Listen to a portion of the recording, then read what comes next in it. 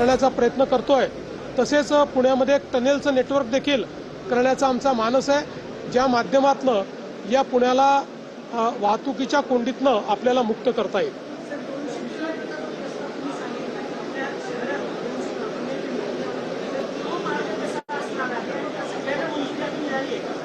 हे वेगवेगळे मार्ग आहेत, याच्यातले 55 किलोमीटरचं काम पूर्ण होत आहे, जवळपास 55 किलोमीटरचं काम सुरू आहे आणि 80 किलोमीटर हे प्लॅनिंग मध्ये आहे।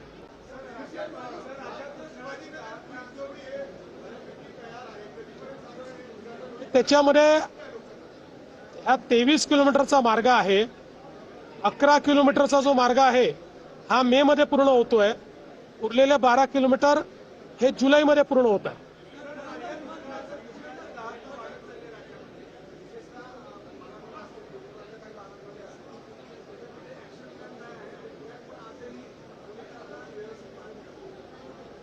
असं आहे की या संदर्भातला ऍक्शन प्लॅन हा मी ऑलरेडी बजेट मांडतानाच त्या ठिकाणी जाहीर केलेला आहे।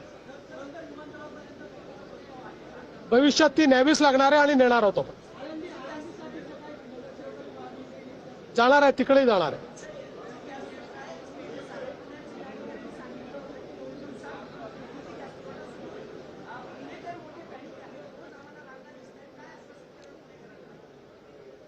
मला असं वाटतं की कोणीही रांगा लावायची आवश्यकता नाही।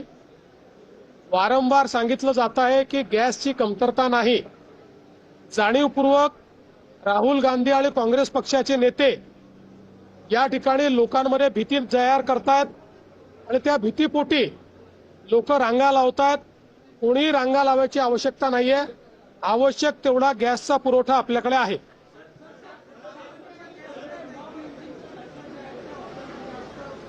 कुठे पॉप लिंचिंग पाहायला मिळालं तुम्हाला? मी माहिती घेऊन बोलेल, माझ्याकडे माहिती नाही। काय काल बोललो त्याच्यावर सकाळीच।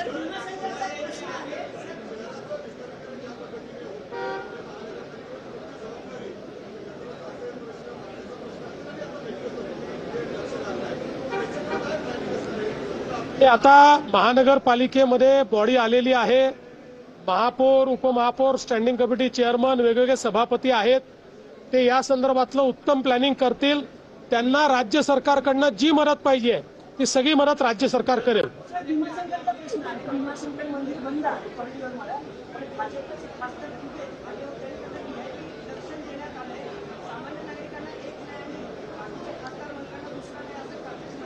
नाही, मला काही माहिती नाही या संदर्भात, पहिल्यांदाच तुमच्याकडनं हे ऐकतोय।